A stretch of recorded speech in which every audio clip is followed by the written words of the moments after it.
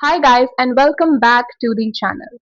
First of all, this video is not about glorifying English language. मैं यहाँ पर English language को glorify करने के लिए या फिर English language को ये बताने के लिए नहीं आई हूँ that English language is good language and all of us should learn it. No, the best language is your native language. Personally, I'm from Haryana and my Haryanvi is the best language जो मुझे लगती है.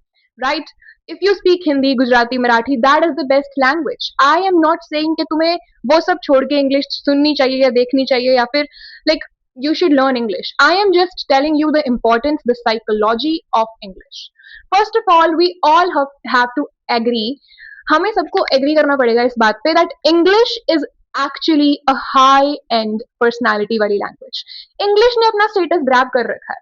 Globally कोई भी creator होता है Spanish में, gibberish में, ठीक है, एंड मराठी में या फिर कोई भी like I have seen multiple influencers जो कि मल्टीलिंगुअल होते हैं बट उनका कंटेंट होता है इंग्लिश में, राइट? बिजनेसमैन ऑफन उनको इंग्लिश आती है, right? All the podcast you see out there are in English because English के पास एक स्टेटस है. Let's get that why English. Part number one, why English. सबसे पहली बात तो ब्रिटिश राज के टाइम पे, ईस्ट इंडिया कंपनी के टाइम पे, राइट, इंग्लिश लैंग्वेज जिनको आती थी they had better jobs. History की बात कर रही हूँ मैं ताकि हम ये समझ सके कि इंग्लिश लैंग्वेज का एवोल्यूशन कैसे हुआ है, इंग्लिश लैंग्वेज इतनी ज्यादा ग्लोबलाइज क्यों हो गई है. तो इंग्लिश लैंग्वेज ब्रिटिश राज के टाइम पे, ईस्ट इंडिया कंपनी के टाइम पे, specifically talking about India because India में ही है मराठी, हिंदूज वगैरह वगैरह जो भी हैं, that's why. So British Raj के टाइम पे जिनको इंग्लिश आती थी, जो इंडियंस भी थे but they knew English, they had better jobs. Administration में, लॉज में, स्कूल्स में, एजुकेशन में, नॉलेज में, बिजनेस में, पैसे में, हर जगह इंग्लिश यूज होती थी. वहां से इंग्लिश ने अपना स्टेटस अर्न किया. मार्क माई वर्ड्स, इंग्लिश के पास आज की डेट में भी और तब की डेट में भी स्टेटस था एंड है. Then why we should learn English or why English is like this, why English is globalized and हम English क्यों नहीं बोल पाते हैं, क्यों बोलनी चाहिए, मेन मकसद तो वही है वीडियो का. Why we express ourselves in English. हम जब भी कोई फीलिंग एक्सप्रेस करना चाहते हैं, फिर जब भी कोई हमारे डीप थॉट आ रहा होता है माइंड में, कोई भी थॉट प्रोसेस हम कर रहे होते हैं, तब हम अपने आप को इंग्लिश में एक्सप्रेस करते हैं, राइट? तुम्हें क्या लगता है कि इंग्लिश एक इमोशनल लैंग्वेज है इसलिए हम अपने इमोशंस इंग्लिश में एक्सप्रेस करते हैं, या फिर इंग्लिश एक बहुत ज्यादा एक्सप्रेसिबल लैंग्वेज है, या फिर हमें हमारा इनर सोल इंग्लिश को पसंद करता है इसलिए हम इंग्लिश में बोलते हैं? That's not the case guys. The case here is that यहाँ पर हम इंग्लिश में इसलिए प्रेफर करते हैं बिकॉज इंग्लिश हमें अपनी नेटिव लैंग्वेज से दूर करती है.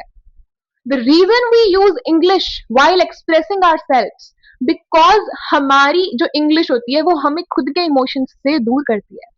जस्ट से फॉर एग्जाम्पल, तुम कहना चाह रहे हो दैट मुझे बहुत अकेला फील हो रहा है यार. हिंदी में ये कितना ज्यादा फिल्मी साउंड कर रहा है. तुम अपने इमोशंस को वैलिडेट कर दोगे अगर तुम अपनी नेटिव लैंग्वेज यूज करोगे. जस्ट बिकॉज तुम्हें डिफरेंस फील हो, तुम्हें खुद से अलग अलग सा फील हो, इसीलिए तुम अलग लैंग्वेज यूज करते हो English. Different language, different personality. तुम उस स्पेसिफिक इमोशन के टाइम पे एक दूसरी पर्सनालिटी में होते हो. तुम नहीं चाहते हो कि वो पर्सनालिटी तुम्हारी नेटिव लैंग्वेज वाली पर्सनालिटी बने, वो तुम्हारी ओरिजिनल पर्सनालिटी बने, वो तुम्हारा कोर पर्सनालिटी बने, बॉटम ऑफ द हार्ट वाली नहीं चाहते तुम. दैट इज वाई तुम दूसरी लैंग्वेज प्रेफर करते हो. That is why you express your emotions in English. Next part is okay. दो थ्योरीज मैंने पढ़ी थी इंग्लिश इफेक्ट के बारे में, मतलब इंग्लिश इफेक्ट को लेके दो थ्योरीज पढ़ी थी कि इंग्लिश को इतना मॉडर्नाइज क्यों कर दिया गया है. पहली चीज तो ये कि हालो इफेक्ट, एंड दूसरी चीज ये कि फियर कंडीशनिंग. हालो इफेक्ट क्या होता है? हालो इफेक्ट ये होता है कि तुम्हारे पास कोई एक अच्छी चीज है, कोई एक अच्छी हैबिट है, एक अच्छा ट्रेट है तुम्हारा, एक अच्छी पर्सनैलिटी हैबिट है तुम्हारे पास.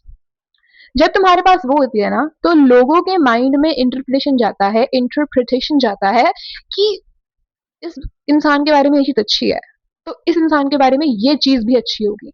मतलब अगर तुम्हारा कॉन्फिडेंस अच्छा है तो उन्हें लगता है कि यार इसके लुक्स तो मतलब इसको लगती होंगे कि अच्छे हैं. अगर तुम्हारे लुक्स अच्छे हैं तो उसको लगता होगा कि यार कॉन्फिडेंस तो होगा इससे, लाइक गर्ल्स या बॉयज तो अट्रैक्ट होती होंगे इससे, right? That is hello effect कि एक चीज अच्छी होने की वजह से मल्टीपल चीजें अच्छी तुम्हारी बता दी जाती हैं. अगर तुम्हारे पास एक गुड फेस स्ट्रक्चर है तो ऑब्वियसली बात हो जाती है दूसरे लोगों के लिए कि वो सोचते हैं कि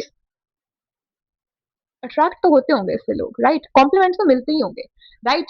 कॉन्फिडेंस तो होगा ही इसके पास, ठीक है? दैट इज द थिंग तो इंग्लिश के साथ क्या हुआ कि इंग्लिश के साथ ना, क्योंकि उस टाइम पे लोगों को बेटर जॉब्स मिलने लग गए इंग्लिश लैंग्वेज की वजह से, ठीक है। पहली बात तो डॉलर की बहुत वैल्यू है and dollar is based on English language. तो वो चीज भी है, तो लोगों को लगा कि इंग्लिश जो है वो इंटेलेक्चुअल पावर से रिलेटेड है। इंग्लिश जो है, जिसके पास जिसको इंग्लिश आती है वो इंटेलेक्चुअल है, वो इंटेलिजेंट है, उसकी हाई एंड पर्सनालिटी है, एक्सेट्रा एक्सेट्रा। अभी भी कोई छोटा सा बच्चा आके तुम्हारे लिए इंग्लिश बोल देता है और तुम्हें इंग्लिश नहीं आती है, तो तुम्हें कितना ज्यादा वैसा फील होता है कि यार ये बच्चा बहुत इंटेलिजेंट सा है, ये ग्रास्पिंग पावर अच्छी है। दूसरी चीज, फियर कंडीशनिंग। हम इंग्लिश से डरते क्यों हैं? हम इंग्लिश को ऐसा क्यों बोलते हैं कि नहीं भाई हमारी मातृभाषा इज द बेस्ट भाषा, हिंदी मराठी हमारी जो भी है वो बेस्ट है, इंग्लिश क्यों सीखनी है, क्या जरूरत क्या है इंग्लिश की, राइट? तुम ऐसा सोचते हो, मैं भी कभी ऐसा सोचती थी। लेकिन ये चीज समझो कि ये जो तुम बोल रहे हो ना कि क्या करना है इंग्लिश सीख के, ये तुम्हारा सोल नहीं बोल रहा है, ये फियर ऑफ कंडीशनिंग वाली थ्योरी तुम पे अप्लाई हो रखी है। बचपन में जब तुम स्कूल में कोई भी गलत वर्ड बोलते थे तो कैसे टीचर्स तुम्हारा मजाक उड़ाते थे, कैसे तुम्हारे स्टूडेंट्स तुम्हारा मजाक उड़ाते थे, कैसे तुम खुद में ऑकवर्ड फील करते थे। तुम्हें फियर हो गया उस चीज का, तुम्हें इंग्लिश का फियर हो गया एंड तुम उस फियर के चक्कर में बिटर बन चुके हो, कड़वे बन चुके हो। यस, तुम सोचते हो कि इंग्लिश ही खराब है, लाइक मैं इंग्लिश का क्या करना है भाई, अचार थोड़ी डालना है। But the thing is that भाई English is important at the end of the day. English makes you look classy no matter what. हाँ, कुछ लोगों के लिए ये वीडियो नहीं है, they will hate on me, I get that, but at the end of the day तुम्हें agree करना पड़ेगा इस बात पे कि English makes you look classy and modern and global. लोग तुम्हें अप्रोच कर सकते हैं, लोगों को लगता है कि तुम इंटेलेक्चुअल हो, तुम में कॉन्फिडेंस है, तुम उस फियर को मार चुके हो। तो जो एक फियर कंडीशनिंग वाली थ्योरी तुम पे अप्लाई हो रखी है, you have to give up on that, you have to change it. दूसरी चीज ये, social media made it worse. मैं को इंग्लिश के सपोर्ट में नहीं हूँ, या फिर देखो मुझे इंग्लिश लैंग्वेज काफी अच्छी लगती है, not gonna lie, to be very honest, I like English language and I speak English and I will continue to speak in English, ठीक है। एंड फ्यूचर में शायद मैं इंग्लिश बेस्ड कंटेंट ही बनाऊं, लेट्स सी। तो social media is making it worse. Social media पे podcast English में आ रहे हैं ग्लोबल अटेंशन के लिए, इन्फ्लुएंसर्स इंग्लिश में बोल रहे हैं ग्लोबल अटेंशन के लिए। अटेंशन कौन सी लैंग्वेज को मिल रही है? English. So English is important, why can't you learn English? तुम बड़े होके कोई भी बिजनेस करोगे, तुम ग्लोबल लेवल पे लेके जाओगे, हिंदी थोड़ी बोलोगे यार, या फिर इंग्लिश के लिए कोई कोर्स थोड़ी लोगे अगला 30 साल की उम्र में। Why don't you learn it right now? क्यों ना तुम इंग्लिश मूवीज देखना स्टार्ट करो कैप्शन के साथ, क्यों ना तुम इंग्लिश कंटेंट देखना स्टार्ट करो कैप्शन के साथ। Why don't you download Duolingo और something like that? Are you getting my point? English is not oh my god language. English is not your enemy. In fact, अगर तुम English learn करते हो, सीखते हो, बोलते हो, English can be your best friend.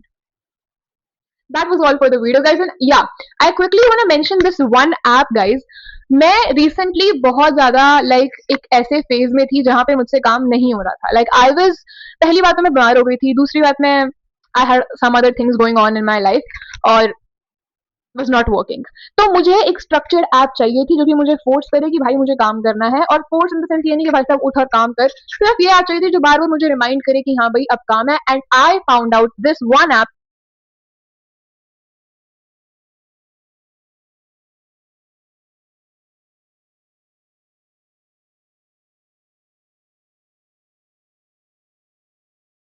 Called Anydo. Guys believe me, इसका premium version भी है, इसका फ्री वर्जन भी है। इसका फ्री वर्जन बेस्ट है, इसका प्रीमियम वर्जन और भी बेस्ट है। प्रीमियम वर्जन में सिर्फ ये है कि तुम थीम्स यूज कर सकते हो and all the things, but अगर तुम इसका फ्री भी यूज करते हो that is also really good, ठीक है। दैट्स ऑल अप टू कि तुम्हें प्रीमियम यूज करना है नहीं यूज करना है, बट अगर तुम फ्री भी डाउनलोड करते हो I would recommend you that, because उससे तुम्हें पता चलेगा, तुम टाइम के अकॉर्डिंग, तुम डेट के अकॉर्डिंग अपना शेड्यूल बना सकते हो और तुम्हें कोई लिखने की जरूरत नहीं पड़ेगी। दूसरी बात है, तुम्हारा हर टाइम हाथ में फोन, तो सिर्फ एक नोटिफिकेशन आएगा तुम्हारे पास कि अब ये काम करना है। तुम्हारा मन करेगा तो तुम कर सकते हो, नहीं मन करेगा तो ऐप की गलती तो बिल्कुल भी नहीं है, ऐप का काम तो तुम्हें बताना, उसमें बता दिया। So I would like you guys to check this app out, Anydo, and bye guys.